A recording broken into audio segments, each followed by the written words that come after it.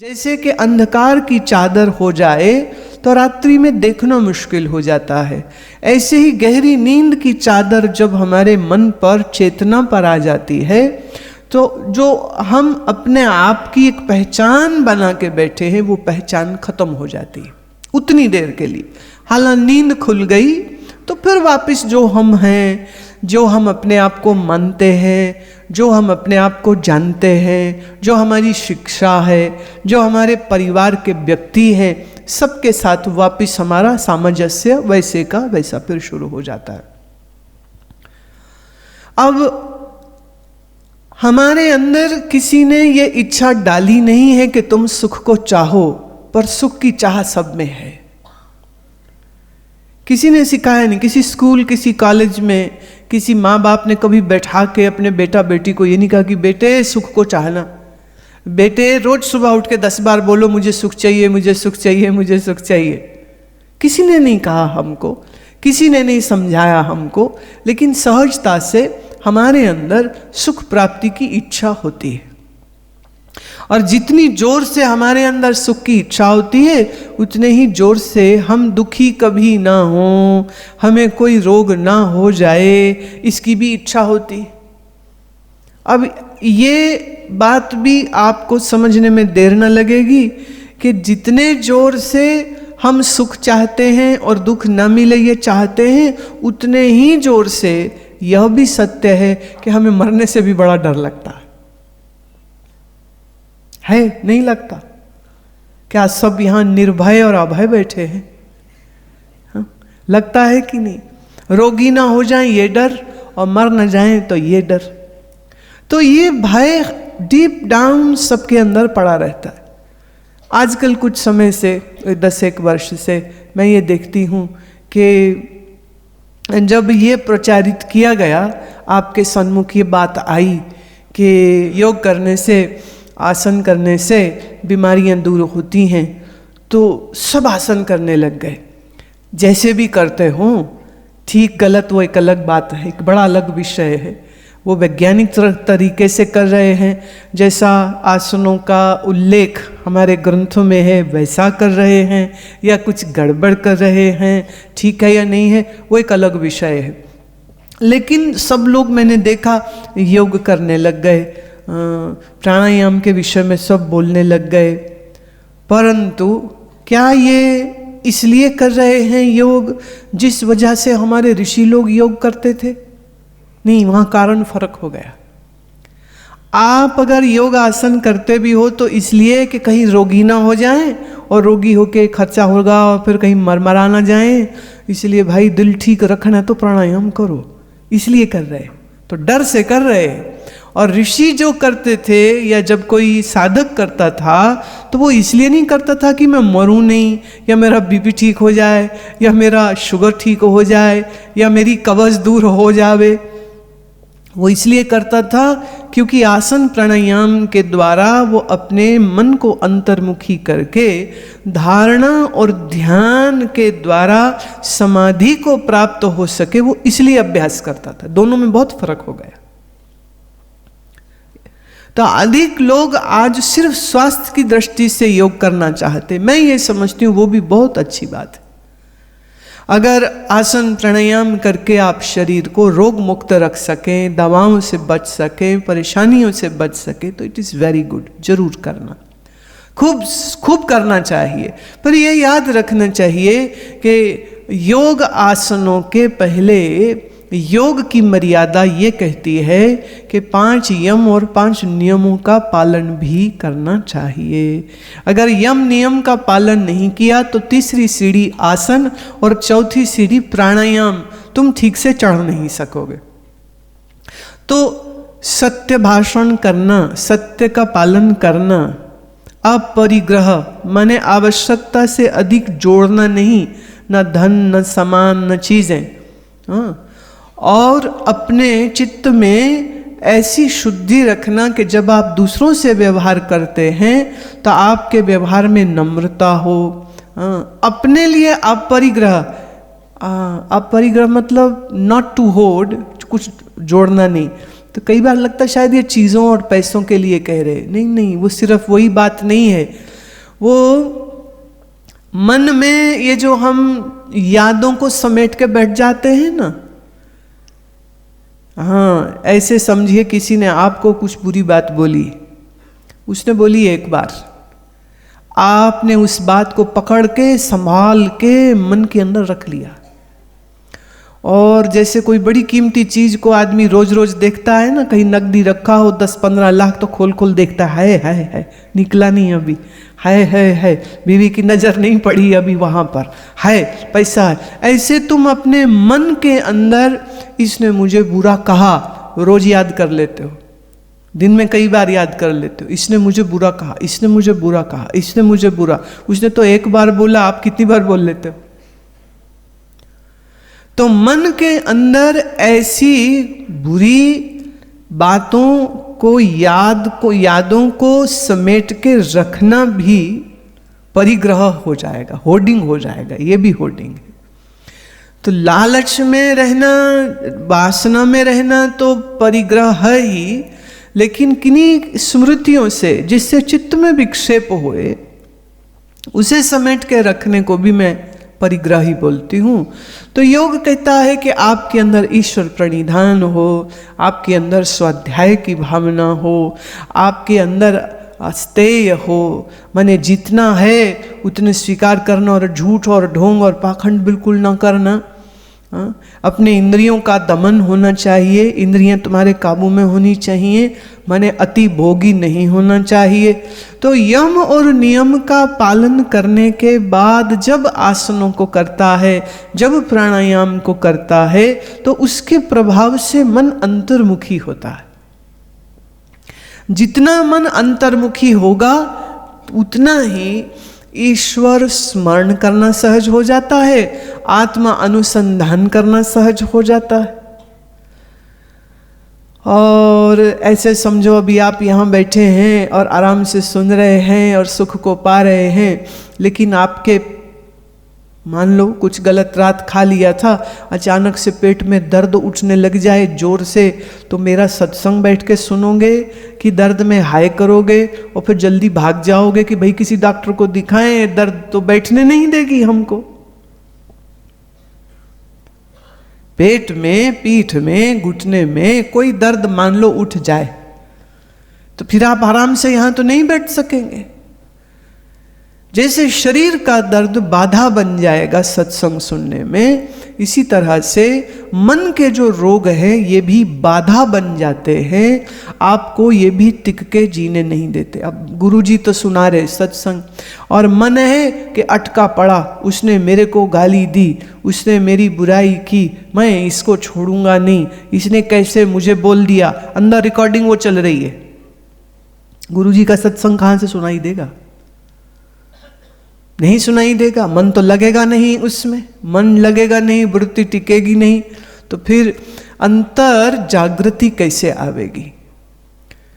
तो आज कोई इस भाव को सामने रखते हुए इसको कि हमें अपने आप को आमूल भय रहित करने के लिए कुछ प्रयास करने होंगे और उन प्रयासों और उन साधनों को वो करने लग जाए, तो जो ये भय हमारे अंदर रहता है उस भय से आप मुक्ति स्वयं को दे सकते हैं। भय अंदर है ये बिल्कुल सत्य बात है। It is not nurtured bye anybody but it is nurtured by us.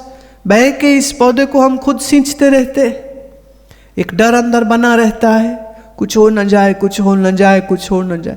कुछ एक समाज शास्त्रियों ने तो ये कहा कि लोग डरे हुए हैं ना इसलिए भगवान का नाम लेते। कईयों ने तो यहाँ तक कह दिया कि डर की वजह से भगवान का कॉन्सेप्ट बनाया गया कि कोई है जो तुम्हें देख रहा है, कोई है जो तुम्हें देख रहा है, फिक्र मत करो वो तुमको संभाल लेगा। बोले ये लोगों को बेवकूफ़ बनाने के लिए ऐसा भगवान का हवा बना देते हैं, ऐसे तो कोई भगवान होता नहीं है। भय है ये तो दिखता है, अब उस भय का निवारण कैसे करें? तो कोई कहता है कि हम अपने भय जो है वो ईश्वर स्मरण करके दूर कर लेंगे। पर फिर मैंने ये देखा जो लोग मंदिरों में जाते हैं, कुछ नाम जप भी करते हैं, अच्छा उनके अंदर से डर चला जाता है कि डर अभी भी उनके अंदर है? आप बोलो, आपकी मन की स्थिति क्या है? अच्छा कुछ भजन करते ही होगे ना, नहीं तो यहाँ काहे आए होते, है ना? आप धार्मिक प्रवृत्ति के हैं, आप सत्संग को सुनने की इच्छा रखते हैं, तभी तो यहाँ है, नहीं तो यहाँ क्यों होते? घर में आराम से चाय की चुस्की लेके टीवी की खबरें सुन रहे होते, सनसनीखेज आज की खबर ये, आज की खबर ये, कौन क्या कहाँ कांड कर दिए वो देख रहे होते, या गाना सुन रहे होते, या सो रहे होते।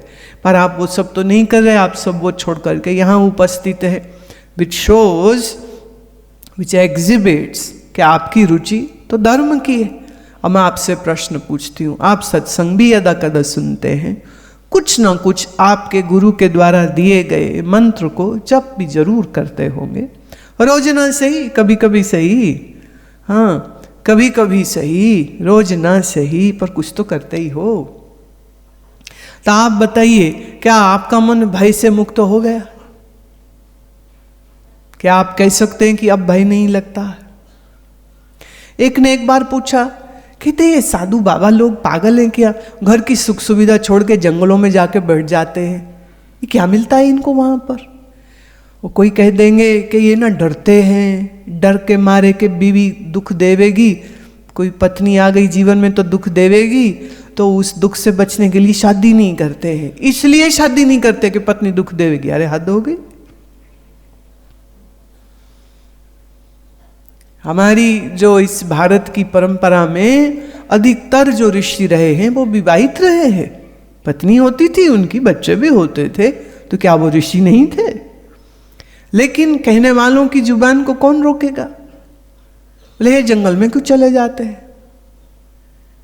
एक महात्मा जो वर्षों जंगल में ही रहे थे, गौमुख में, गंगोत्री कभी गए हों तो गंगोत्री से भी 16 किलोमीटर ऊपर गौमुख है, और गौमुख से भी कोई 4 किलोमीटर है तपोवन, तो वो तपोवन में रहे कोई लगभग 15 वर्ष अपने गुरुजी के साथ गुफा में रहे हैं।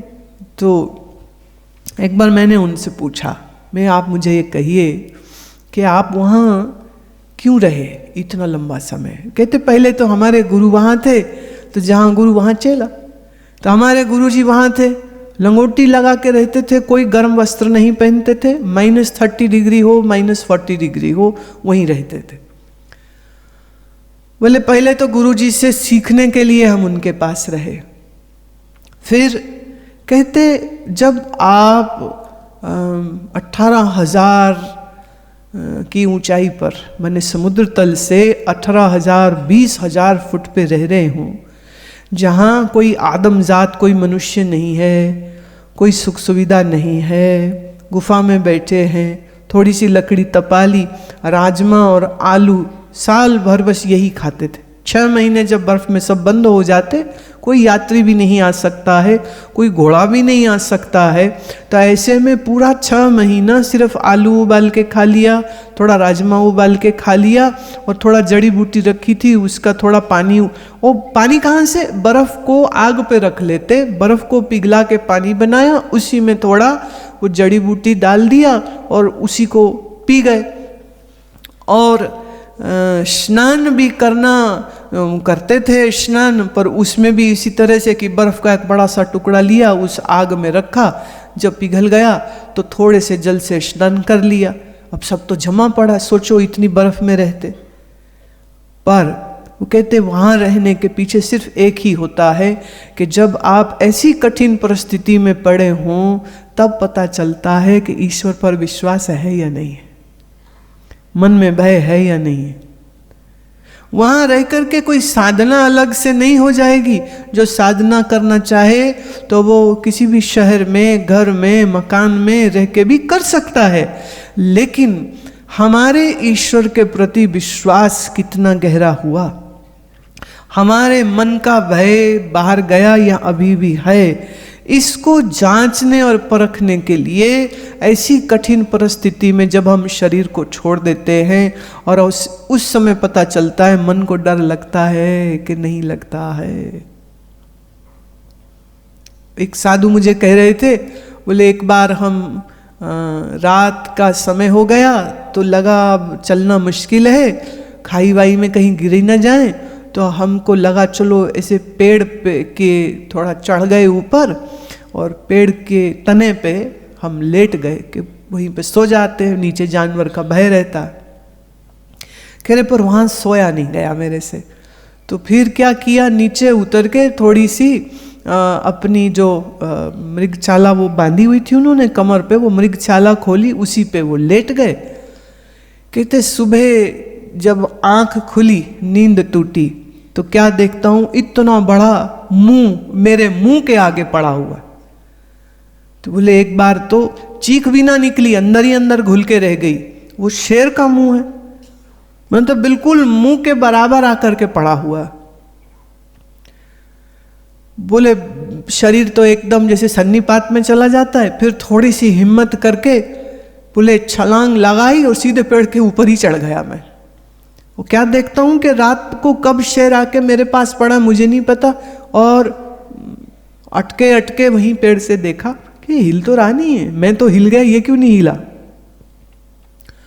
तो वो शेर असल में मर चुका था, और वो कब आया उन्हें मालूम नहीं, कब आया कब इनके पास आके लेट गया पता नहीं, कब वो मर गया ये भी पता नहीं।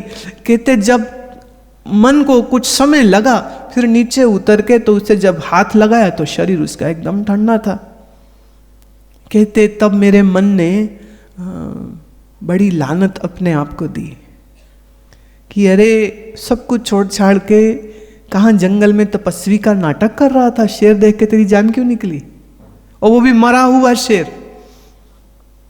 पर आप सोचिए ना, ऐसे घनघोर जंगल में आप पड़े हैं और आंख खोले और सामने शेर हो तो क्या करोगे। तो वो जो जर्क रिएक्शन आया, वो जो फर्स्ट रिएक्शन आया, वो तो भय का ही आया। बोले फिर मैं अपने गुरुजी को जाके बोला कि गुरुदेव मन से भय जाएगा कैसे, जंगल में आके बैठ गया, लंगोटी लगा के बैठ गया, जो आप कहते हो वो करने की कोशिश करता हूँ, सुबह शाम जप अनुष्ठान करता हूँ, पर फिर भी भय है कि अंदर से जा ही नहीं रहा। डर तो वैसे का वैसा, डर तो गया नहीं मेरा। तब उनके गुरु ने कहा कि शरीर की जो आसक्ति है वो आपकी गहरी है, और जब तक शरीर से तादात्म्य अध्यास नहीं टूटेगा तब तक ये भय जा नहीं सकता।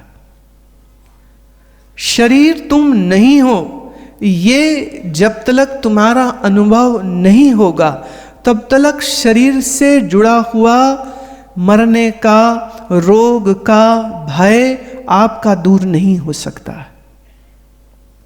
तो देह में नहीं हूं, ये एक वचन नहीं, एक सेंटेंस नहीं, ये आपका एक्सपीरियंस हो। बोले वो कैसे होगा।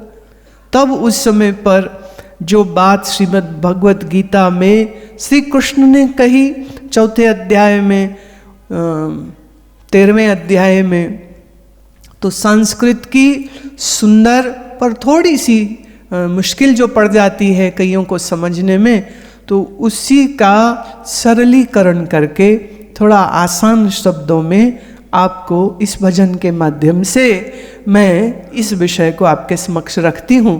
प्रेम से इसे श्रवण करें।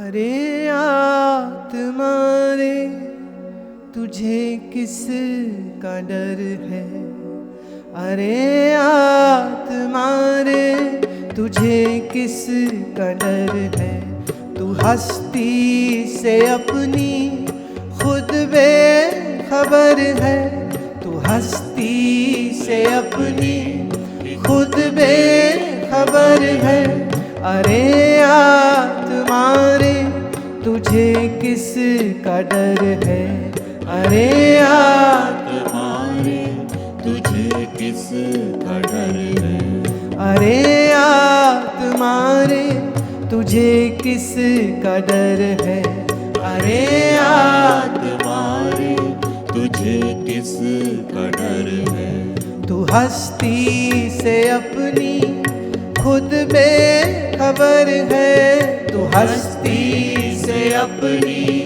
खुद बेखबर है, अरे आत्मा रे तुझे किस का डर है। अरे आत्मा रे तुझे किस का डर है।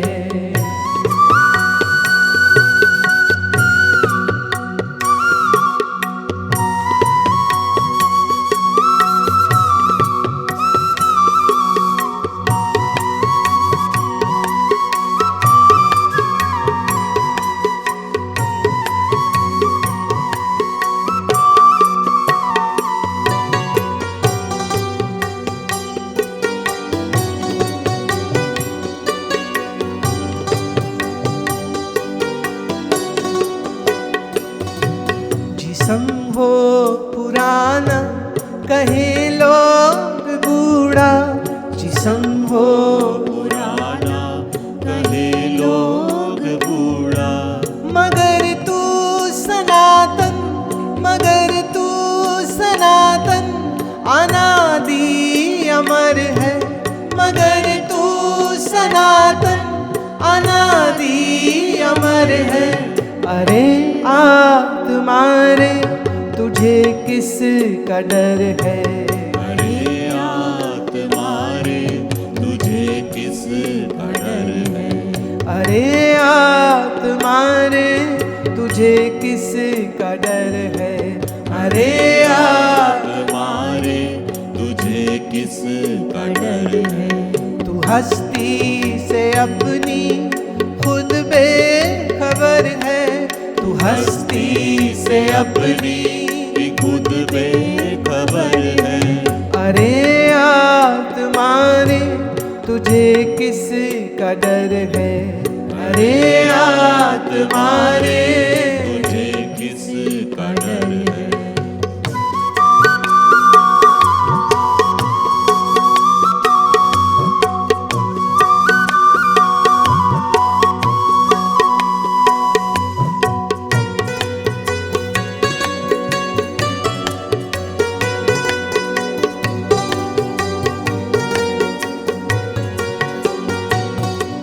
तुझे प्यार पिंजरे से कैसे हुआ है।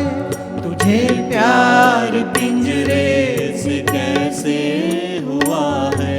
पिंजरा ये शरीर है, इस शरीर रूपी पिंजरे से कैसे प्यार हो गया।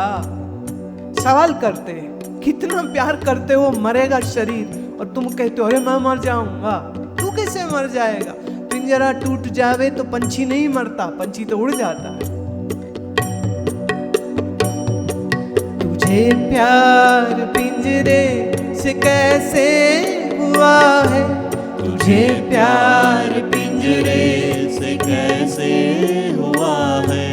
गगन में तू उड़ जा, गगन में तू उड़ जा, वही तेरा घर है। गगन में तू उड़ जा, वही तेरा घर है। अरे आत्मा रे तुझे किस का डर है। अरे आत्मा रे तुझे किस का डर है। तू हस्ती से अपनी खुद बेखबर है। तू हस्ती से अपनी खुद बेखबर है। अरे आत्मा रे तुझे किस का डर है।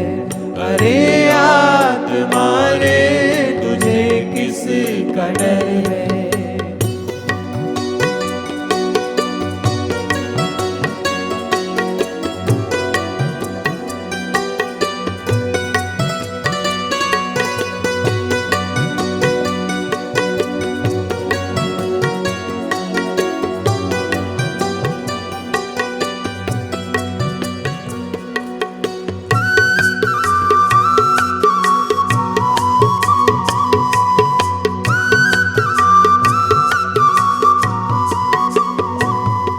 तुझे भान हुआ कि बाहर खुशी है। तुझे भान हुआ कि बाहर खुशी है। लगा गो अंदर, लगा गो अंदर, तू शांति का घर है। लगा गो अंदर, तू शांति का घर है। अरे तुझे किस का डर है। अरे आत्मा रे तुझे किस का डर है। तू हस्ती से अपनी खुद बेखबर है। तू हस्ती से अपनी ही खुद बेखबर है। अरे आत्मा रे तुझे किस का डर है। अरे आत्मा रे तुझे किस का डर है। अरे आत्मा रे तुझे किस का डर है। अरे आत्मा रे तुझे किस का डर है।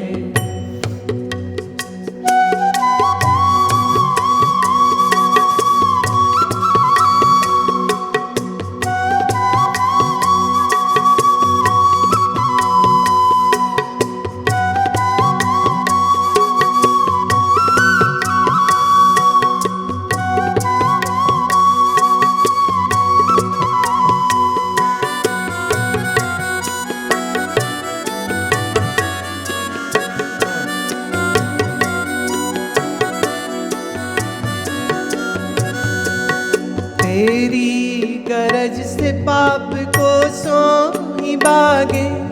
तेरी गरज से पाप को सोई भागे। मगर याद रख तू, मगर याद रख तू शेरे बबर है। मगर याद रख तू शेरे बबर है। अरे आत्मा रे तुझे किस का डर है। अरे आत्मा रे तुझे किस का डर है। तू हस्ती से अपनी खुद बेखबर है। तू हस्ती से अपनी ही खुद बेखबर है। अरे आत्मा रे तुझे किस का डर है। अरे आत्मा रे तुझे किस का डर है। अरे आत्मा रे तुझे किस का डर है। अरे आत्मा रे तुझे किस का डर है। अरे आत्मा रे तुझे किस का डर है।